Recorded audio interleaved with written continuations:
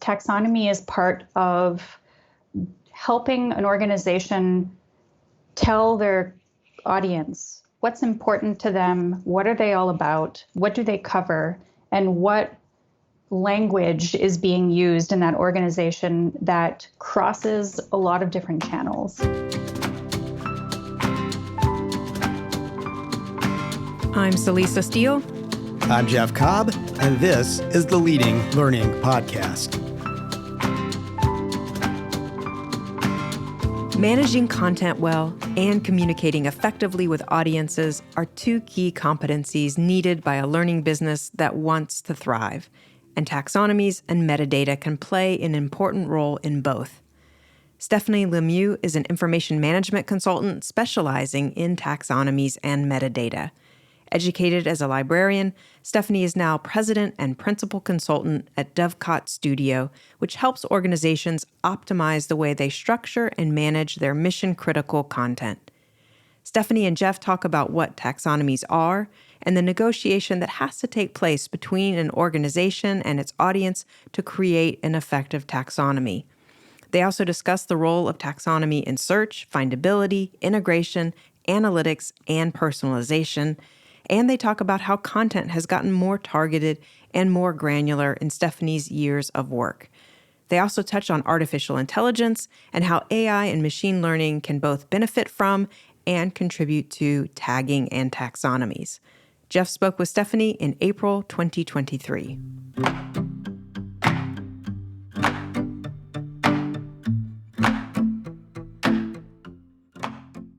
Can you tell us a little bit more about the work that you do? Absolutely. So this is a relatively newish profession in the sense of the digital world. Taxonomies and metadata became very much in vogue kind of as e-commerce took off and people became much more familiar with needing to look through complicated structures of products and use filters to find what they were looking for. And that translated pretty seamlessly over into the corporate world, where there is also tons and tons of content. So taxonomies is really all about controlling and creating structures around terminology so that people can apply labels, apply structure to content, and be able to better find that content when they're working on things. So we help our customers who span a very wide range of different types of industries understand their audience's language, their information needs, and how to make the connection between the two. And taxonomies are really part of the whole interface between the collection and the user, helping to negotiate the conversation between the two. And they get implemented in things like content management systems, search interfaces, and lots of other different types of use cases. I think most Leading Learning listeners are going to be familiar with a term like taxonomy. Maybe they've been through some sort of taxonomy project before, but I don't want to make too many assumptions. I know I don't consider myself an expert in taxonomy, but I think of it as having to do with tagging, with coming up with the right terms to describe content, information, and then being able to use that in meaningful ways. Can you talk a little bit more about exactly what a taxonomy is and what goes into creating a taxonomy? Yeah, definitely. We still have lots of people who ask, what is a taxonomy? And it's a word that can sound complicated, but really all it means is a structure of words. And what's important about those two things is that it's not just any structure, it's a structure that has been agreed upon by a community or a set of people who share some kind of a mental model. And the words part is that it's agreed upon and controlled words. So we are choosing what words we are going to use to describe our content and organizing those words into a structure that makes sense to the people who are going to be using the content. Most organizations have more than one taxonomy. So if you think about in an e-commerce perspective, for example, you've got the type of product that it is, you might have the size, the color, the brand. So anytime where you have terminology that needs to be harmonized and you need to have a single way of talking about things so that you can get everyone to the same place, that's where taxonomy comes into play. And the structure part comes into play when you are exposing that taxonomy to people and asking them to navigate. So you can put those terms into some kind of a hierarchical order if there's sort of a grouping that you want to use to get all the appliances together and to get all the shoes together. You can do lots of grouping, but you can also have different vocabularies playing at the same time, and we call this faceted taxonomy. And this is becoming more and more popular outside of e-commerce, so in a corporate context as well. And you made an important point there around this needing to be a set of language, basically, that people have to agree to, that the people who are involved have to agree to. Can you talk a little bit about that process of sort of getting a group to the point where you've defined the terminology and have gotten people to agree that this is in fact what we need to be using as in describing whatever it is we're talking about, as you said, the shoes or other products? Yeah, and that's probably the most fun and interesting part of taxonomy work, actually, is that whole negotiation process. And if you think about an organization, and this can be any kind of organization, any kind of corporate entity and its audience trying to have a conversation together. So if I'm a professional association of tax accountants, let's say, I'm creating content, I'm creating articles, I'm creating learning material, and I want to publish this content to that audience. I need to use terminology and I need to organize this content in a way that makes sense to my audience. So getting agreement within the association of the people creating the content is one part of it. But then marrying that up to the terminology that makes sense to the audience and getting some kind of harmonization between the two lenses is where it gets a little bit crunchy, but also very interesting. So a big part of our work is understanding what kind of content is being created and what kind of language is coming out of that content kind of naturally by the content creators. What kind of language is used by the organization and do they want to use to portray the kind of content that they have or the kind of areas that they cover? But then very importantly is what kind of language is the audience using and expecting? What kinds of things are they searching for in Google? What kinds of things are being talked about in the industry at large? Because you don't want to be making up terminology that makes sense to no one, and you don't want to be invisible on your little corner of the internet. So there's that negotiation that has to happen between those three lenses. So it sounds like you probably do have to do a certain amount of outreach to your audience to understand how they're actually thinking about what you offer. If they were going to go search your website or whatever, what would they actually put in to potentially get them to whatever you're offering? Yeah, absolutely. We start most of our projects with a little bit of user research. So that may be direct user research where we actually talk to a focus group or run some interviews with some representative folks who have volunteered to chat with us. This can be pretty easy if, it's a membership type organization. They can just pull some members, but, it could be customers. It could be anywhere where you have access to a group of consumers of the content. But you can also kind of get indirect user research by looking at things like search logs. So if you have a search engine on your website, if that's how people are interacting with your content, people are typing in things, and what they type in is usually pretty reflective of what they're thinking about and how they might be talking about a particular subject. And you can also glean that kind of context from even forum posts or other ways that your user base is interacting with you or interacting with the rest of their peers or the industry in public spheres. And how does taxonomy relate to what I think is maybe a bigger or more umbrella term like information architecture on the one hand, and then maybe what I think is maybe a narrower term. You can correct me if I'm wrong, around something like digital asset management, which I know a lot of organizations are very concerned about. No, and I like how you're putting it into a hierarchy here, broader and narrower terms. That's perfect taxonomy. There you go. Yeah, it's definitely part of information architecture. So if information architecture is all about structuring and organizing information in some kind of a presentation vehicle, so whether that be a website or information portal internally or any kind of content consuming application, it's, how do I chunk and architect information in a way that makes sense to people? How do I present things to show them what's more important, what's less important? How can I give them navigation options? So how do I present to them a menu that makes sense to them? The taxonomy can be a very important part of an information architecture. So if you've got navigation, the taxonomy can show up as part of your navigation.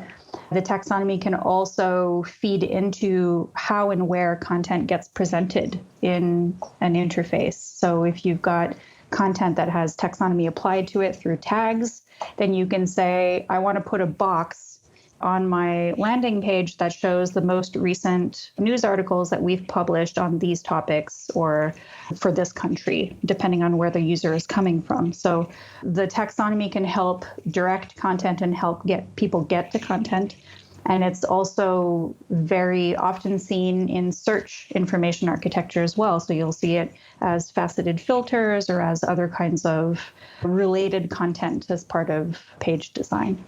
Now, when it comes to digital asset management, that's one application of taxonomy. So digital asset management is just the management of videos and images and other kind of media objects.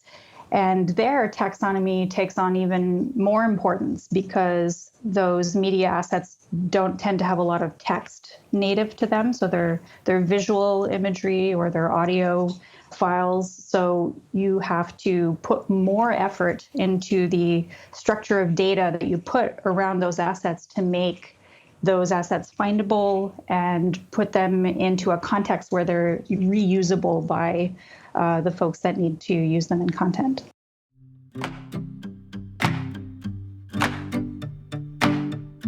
As someone who listens to the Leading Learning podcast, you should know about the Leading Learning newsletter, which you can subscribe to at leadinglearning.com/inbox. The newsletter is inbox intelligence for learning businesses and helps you understand the latest technology, marketing, and learning trends and grow your learning business. Best of all, it's a free resource. As a subscriber, you get Leading Links, our monthly curated collection of resources to help you grow the reach, revenue, and impact of your learning business.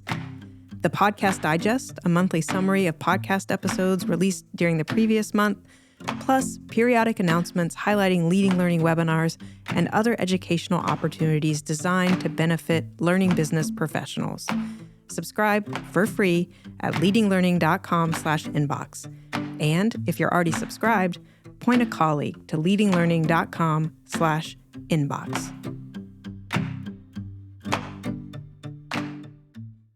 I'd love to hear about what kind of a relatively typical sort of client engagement looks like for you. I assume a client has some sort of, information content challenge that taxonomy, applying metadata, all of those things are going to help with. So what is that? What are some common situations that you might walk into? We often get presented with some kind of a technology use case. So we have just bought a fill-in-the-blank platform, and it needs metadata, and part of that metadata is probably going to be some kind of taxonomy. So we get pulled into projects like implementing a digital asset management system, as you were just talking about, or implementing a new web content management system, doing a website redesign. That's also a common use case. New search engine. It could be more internal facing things like intranets is also a big deal. And then sometimes it's a more functionally based. So we want to do a better job of findability across multiple applications, or we need to do integration between our customer relationship management system and our knowledge base. And in order for those two systems to talk to each other, they need to share metadata, share tags, and be able to pass information back and forth. Another big one is personalization. So we want to understand more about who's consuming our content, and then we want to translate that back into targeted email campaigns or show them personalized content once they're signed in. So all of that is relying on these kind of metadata structures and controlled vocabularies being applied to content behind the scenes, but it touches multiple applications. So I would say those are the two big types of projects. They're either kind of single system. We're implementing a thing and we know we need taxonomy because that's part of the metadata and part of the user experience for that specific tool.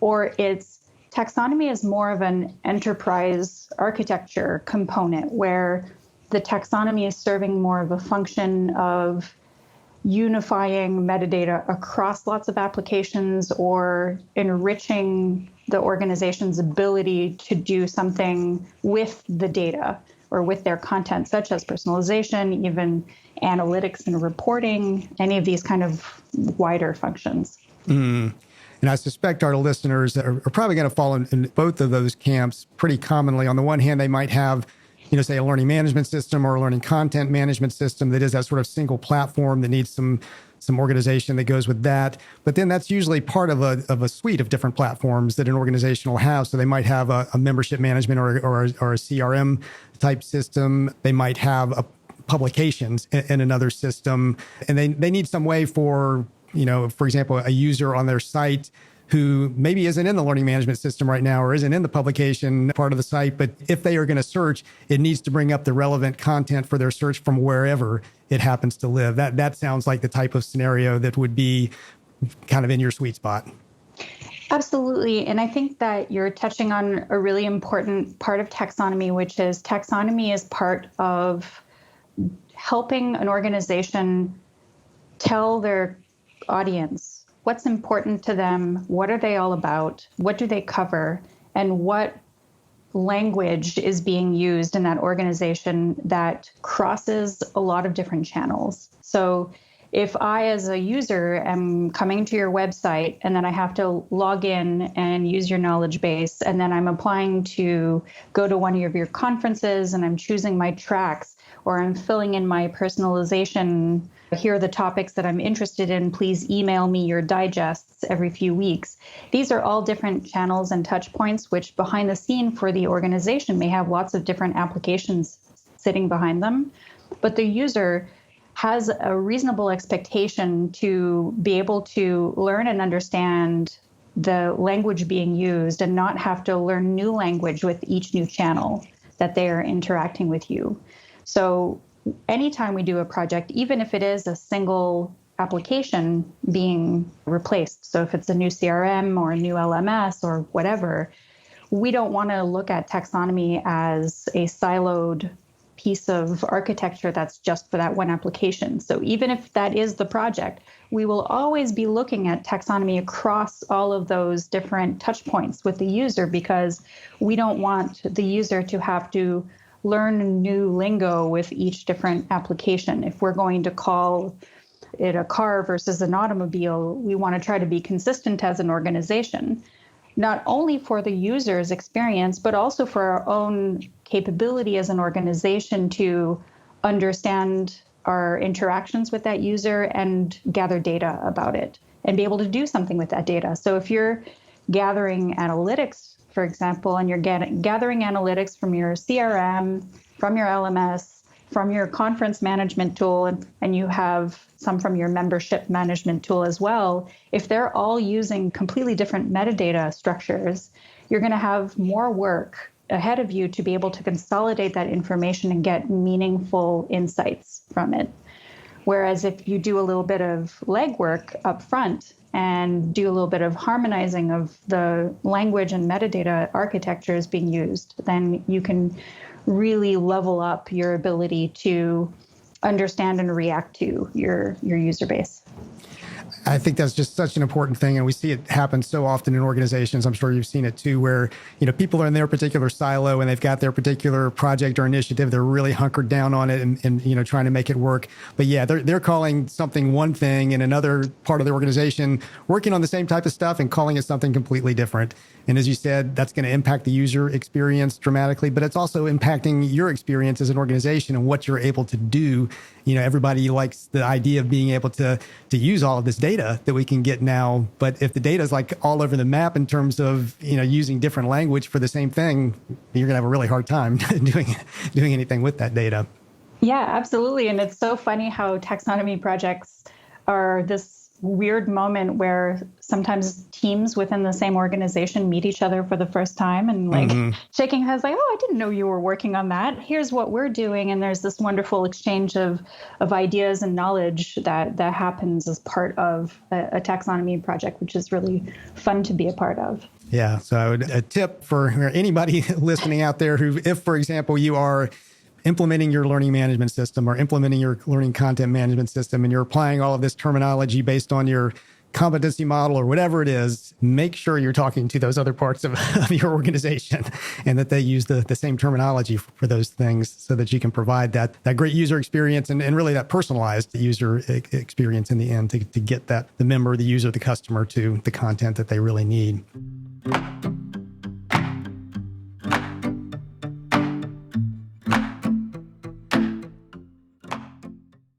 A lot of what we're talking about here is just around content. It's around information. Content obviously has been important since the beginning of the internet. It was important before that, but it became such a focus, so early in the internet. It's grown exponentially in importance over time. You're always hearing content is king, content is king. This continues to be a mantra. I'm wondering in the work that you do, what have you seen change, particularly over the past, 5 to 10 years about content and how you have to think about content? Anything that's, really different now than what it was 10 years ago?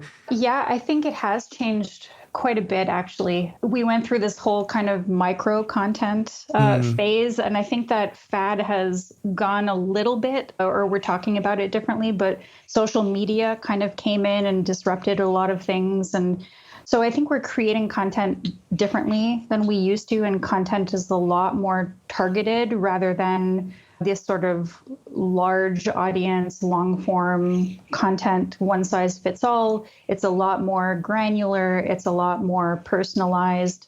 And there's a lot more needed architecturally to make those things happen. So it's no longer these monolithic websites, for example, with the same pages that everybody sees. It's a lot more, again, targeted and personalized, and the content is being managed in a much more atomic way. So everything's getting carved up into smaller pieces, and those pieces are being reused across lots of different channels. So we have all these systems now that are trying to help that process of multi-channel content dissemination. And the taxonomy has become a big piece of that as well. So being able to write an article or a piece of learning content in a way that is now granular and even broken up with XML and tagged at the paragraph level, that's a lot more popular than it used to be. It used to be that you would only get to that level of detail if you were writing these, 300-page technical manuals. But now people doing that more and more for regular web and learning content in order to be more efficient, but also to provide a more nimble user experience and one that can more efficiently cross channels. And we're seeing this even more so now with AI becoming part of the picture and seeing chatbots and things like that. In order to make a chatbot work, you have to have a robust content collection, and that content collection has to be granular and divisible into chunks that can get tagged or can get some metadata so that a bot knows what to do with that sentence or with that small paragraph. I'm not sure if this is the right way to think about it or not, but it seems like it's almost as much about context as it is about content, because you're sort of you've got to match content and context to get the sort of maximum results. Yeah, context absolutely is such a key thing, more now than it used to be. So before, it used to be a little bit more one size fits all, as we were just talking about. But if we've learned anything about people and language, is that, everyone is different, everyone thinks differently, and communities and ideas and trends can be so much more small scale, especially at the people and interests side. So we have all of these communities of interest popping up, and people can be interested in very unique things. So understanding those interests context at that more granular level can help you target content at the right level for the person. So that's probably been one of the areas that we've seen the most growth, is using taxonomy and information and architecture a little bit more generally to help identify what people are interested in and be able to match the organization's content to those interests, not only in terms of size and structure, but also at the right channel. And it seems to me this is so core to realizing the potential for personalized learning, just-in-time learning, all of the things that have been buzzwords in the learning and development field for years now. You've got to be able to match content and context very flexibly, very rapidly to make that happen. You mentioned, AI in this. I'd be interested to know what possibilities is AI now creating? How might it be a tool in your work going forward? And I'll say in the back of my mind, and I know just enough to be dangerous about this, I'm thinking about things like, the semantic web, which sort of seemed, unrealizable to do what's necessary to have the semantic web before AI came along and potentially made it possible to help do all of the tagging and everything that would be necessary around that. Like I said, I know, I'm probably speaking about things I shouldn't speak about, but I'll bounce it back to you. What is AI gonna help us do? I think AI is going to take a lot of the grunt work away from some of the process of setting up these architectures, certainly. We've been using ChatGPT, even in our taxonomy work, to ask it questions because it's basically read the internet, to say, what would you call this group of things, but not this and maybe this? And it does a pretty good job of trying to give us answers about potential terminology, given that it has as its context and pool of resources the entire web, which is not to say that I would want ChatGPT to create a taxonomy for me, but it's been an interesting input into our process. Generally speaking, though, the part about AI that's kind of fascinating is everyone seems to think that it's so magical. And when you do, interface with something like ChatGPT, it can feel very magical.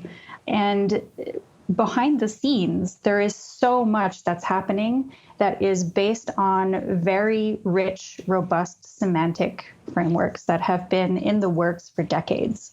So you've got Google, who's been working on this huge knowledge graph behind the scenes. Wikidata and Wikipedia have an enormous knowledge graph behind the scenes. And a knowledge graph is really just an architecture that is identifying different kinds of entities and creating relationships between those entities.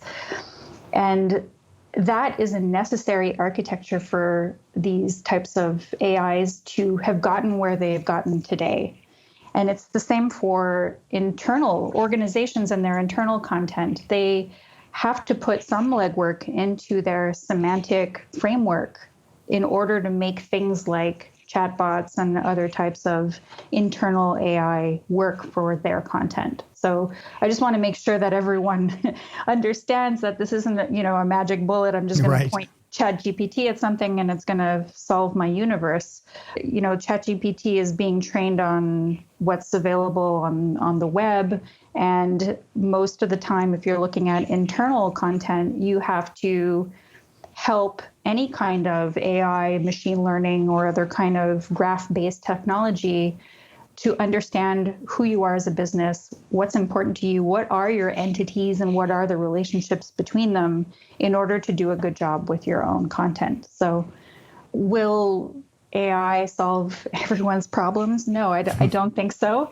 And in order to solve some of our problems, we still need to think about what kind of semantic framework is necessary to put that AI on top of. So it doesn't absolve us of the work of having to do a little bit of taxonomy and metadata.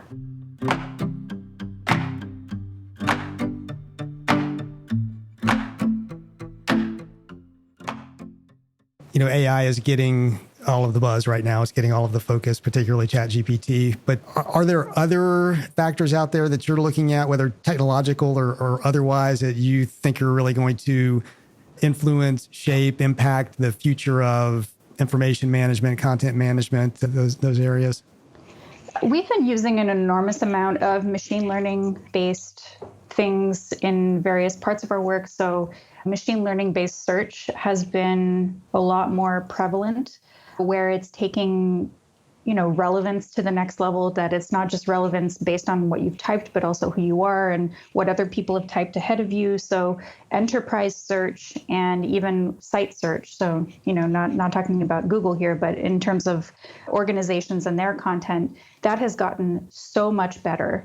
And it is relying on taxonomies and metadata to help that machine learning learn more about the context of the users and their needs. So I've done a couple of projects now where we've been working with knowledge bases and, call center agents that are trying to find content while they're on the phone. And the search is learning as they search and becoming even more and more powerful and understanding what kind of client they're even talking to and what kind of question they're trying to answer or what kind of topic a ticket is open for. So search and machine learning, definitely a big area.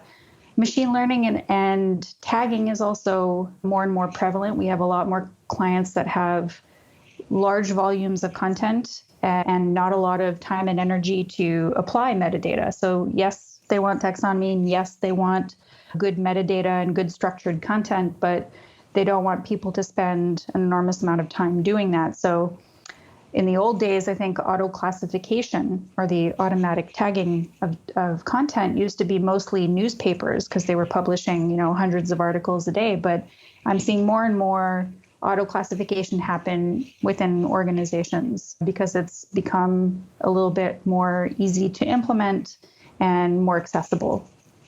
So I think those are the two big areas that we've seen a lot of machine learning happen in terms of taxonomy and metadata. Right.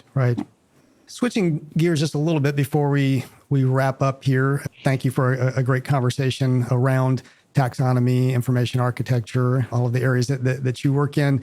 Would love to ask about your own approach, though, to lifelong learning, since this is a podcast focused on learning, and find out how do you approach lifelong learning. And I'd love to know, too, if you have practices that would relate to what is often characterized as kind of personal knowledge management, PKM, to organize your own information over time. Do you have tools that you tag your own information that you've collected with and make it possible to retrieve and revisit and that sort of thing? But just in general, how do you approach lifelong learning?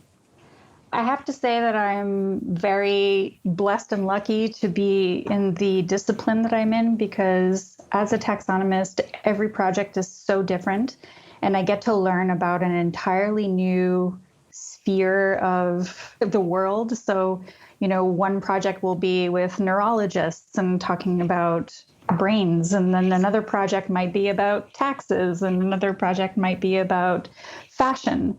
It's been such a great experience to be able to constantly be exposed to completely different domains of knowledge.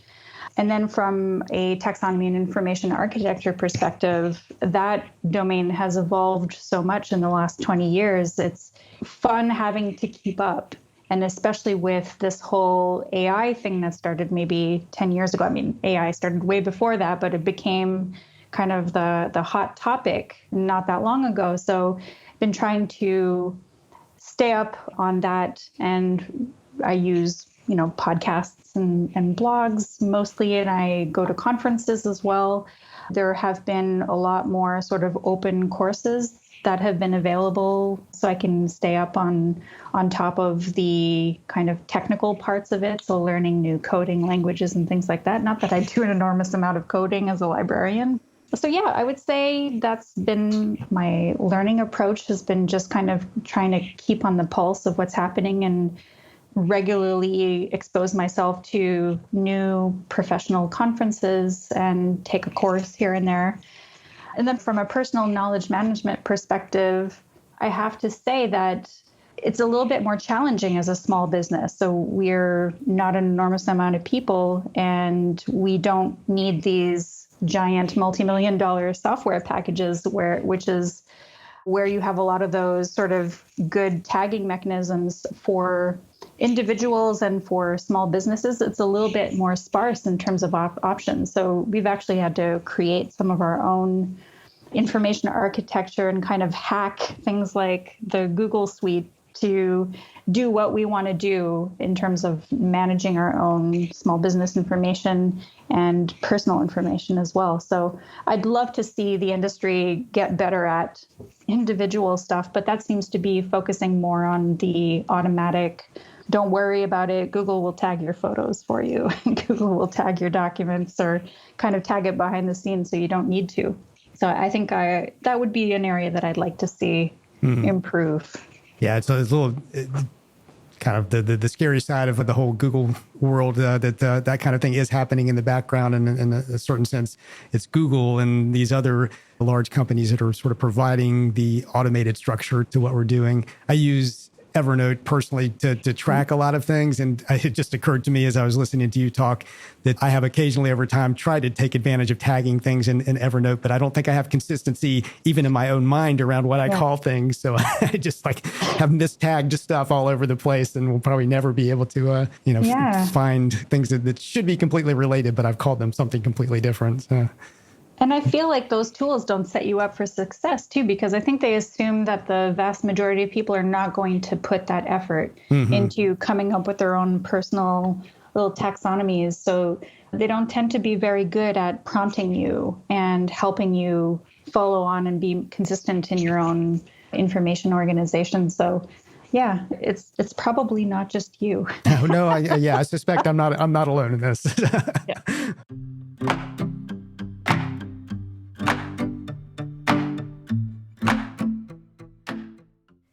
Stephanie Lemieux is president and principal consultant at Dovecot Studio, an information management consultancy with extensive experience using taxonomies, metadata, and other knowledge organization systems to enhance content findability and usability. In the show notes for this episode at leadinglearning.com/episode 367, you'll find a link to Stephanie's LinkedIn profile and the Dovecot Studio site. Jeff and I would be grateful if you would rate the Leading Learning podcast on Apple Podcasts or wherever you listen, especially if you find the show valuable, because ratings help improve our findability. And please spread the word about Leading Learning, whether in a one-on-one conversation with a colleague or a personal note, or on social media. In the show notes at leadinglearning.com/episode 367, you'll find links to connect with us on Twitter, LinkedIn, and Facebook. Thanks for listening, and see you next time on the Leading Learning podcast.